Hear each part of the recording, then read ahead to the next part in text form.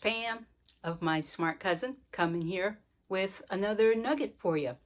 And as always, the nuggets that I bring really come from you all, from the questions that you ask. So, one of the questions that I got was, how is it that I can essentially wring some extra income out of my real estate investment property without having to add a whole bunch of money? In other words, without having to add a new bathroom and thus take it from one bathroom to two bathrooms, or without having to finish the basement, or without having to even add another bedroom. So are there other ways, really just extracting the value of the property as it stands and getting more income? And the answer is yes, there is. And something that is particularly effective is short-term rentals. Now, I know a lot of folks probably haven't really given thought to short-term rentals. Airbnb, for example, and by the way, I'm not affiliated with them, but Airbnb is one that usually comes to mind when people say short-term rentals.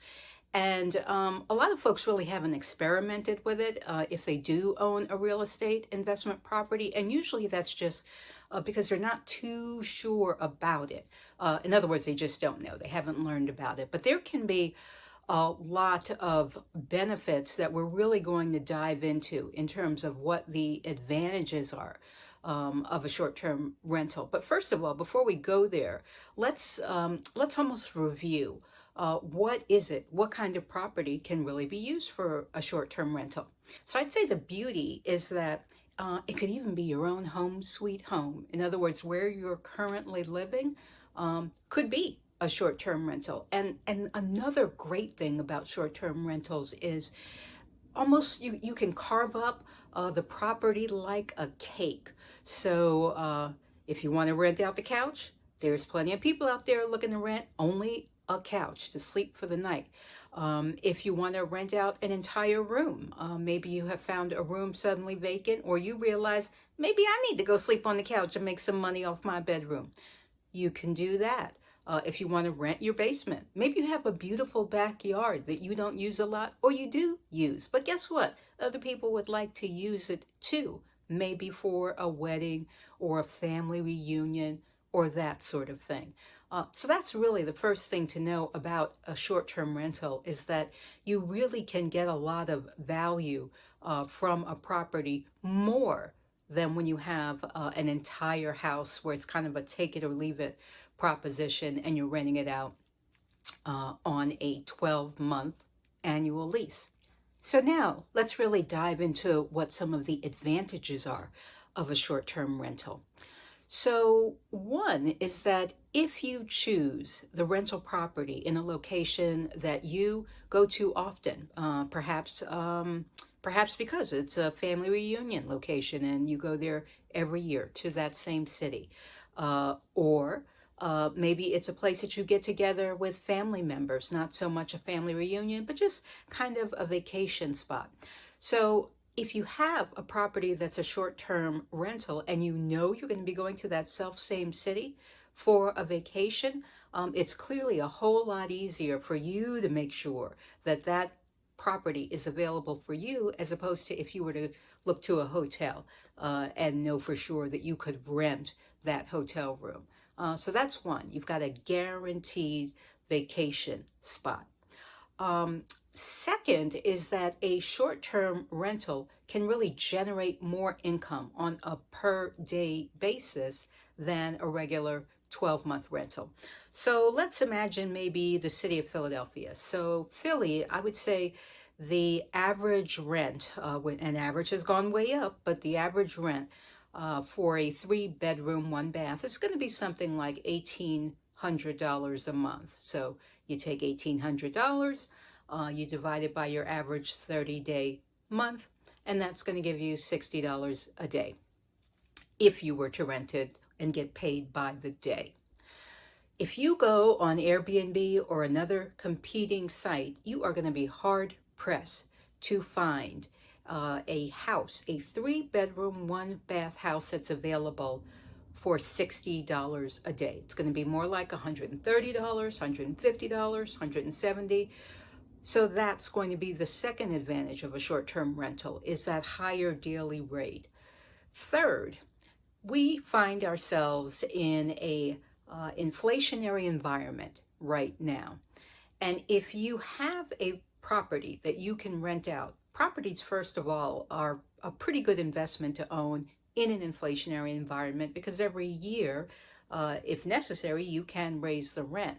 But when you have a short-term rental, not only can you raise the rent every year, you can in fact raise it with every new client. So as person A is in there, if there was suddenly a need to have to raise the rent a week later, when person B checks in and you're advertising the property, well, then you can raise it to that new level. And then finally, there's going to be lower maintenance costs. So when you think about using a hotel is going to charge a pretty large deposit or fee if there is any damage, relative to what the daily rate is of the hotel. It's the same thing with a short-term rental. The deposit or the charge could be a couple of $100s, and that's going to be very high relative to you only charging a couple of $100s at most for the day. You're also going to see less wear and tear on the unit. And the reason why is because the unit is furnished. So you don't have the case where a bed or a dresser or a sofa is dragged across the floor the way it might be with a long-term rental. So those are the advantages. But never is a glass half full only situation. There's also the glass half empty. So let's talk about what are some of the disadvantages of a short-term rental.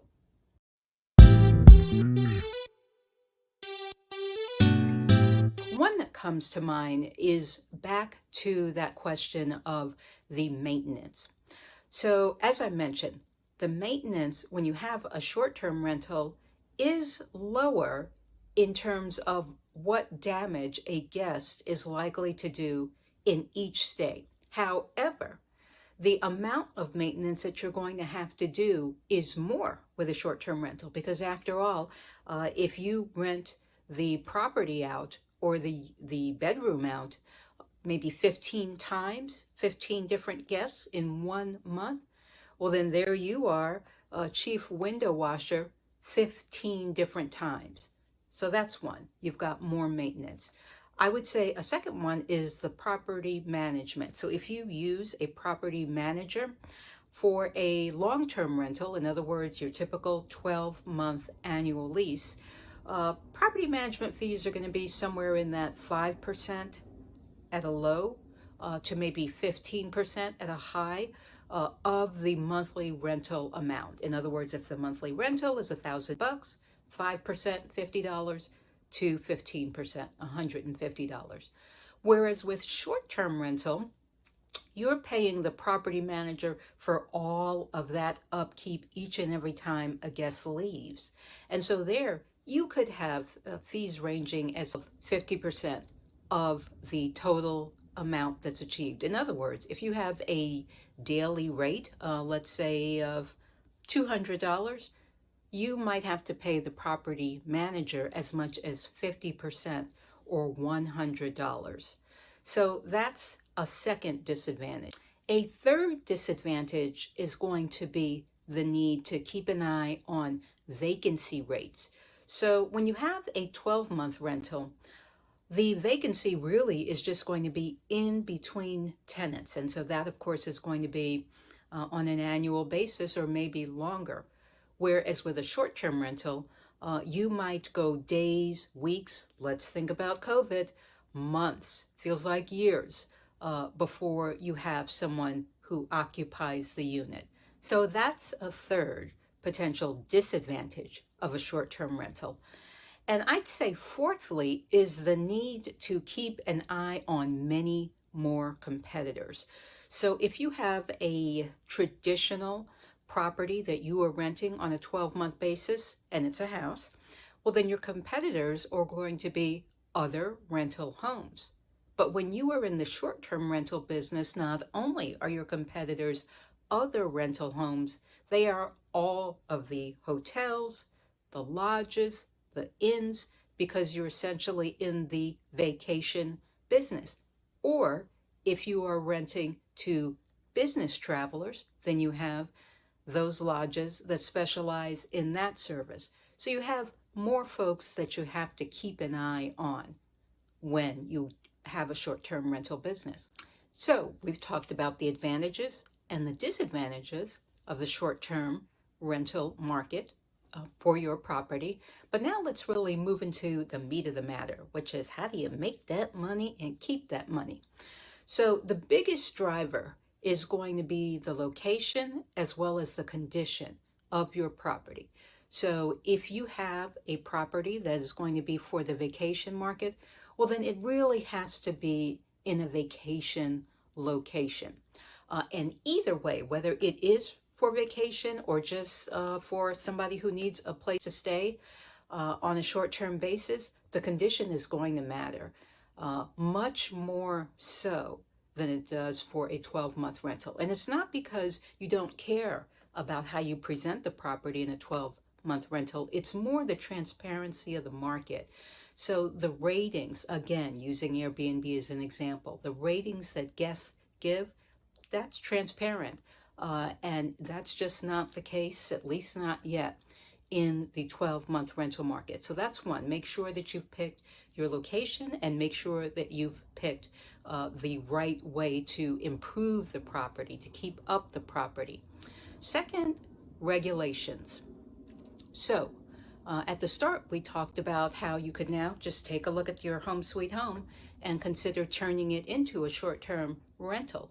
But really, there's more to that.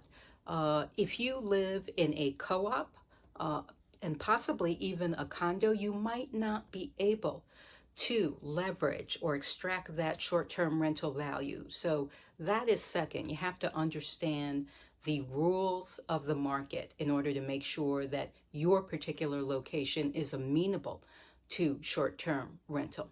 I would say third is to spend some time with your accountant or your financial advisor so that you can understand what might be the tax advantages that you have to keep an eye on with a short-term rental. And then lastly is going to be your budget. There's a lot of expenses that can occur with a short-term rental that we've talked about, like on the property management side, but you also want to make sure that you forecast what the upside will be. So for instance, if you live in Los Angeles and you're considering the short-term rental market, well, you've got the Summer Olympics that are coming up. That's going to be an ideal opportunity for you. So budget is critical. So with that, those are the advantages and the disadvantages and how to make the most of a short-term rental investment. That's it. I'm Pam of My Smart Cousin, hashtag My Smart Cousin, hashtag buy house for price of car.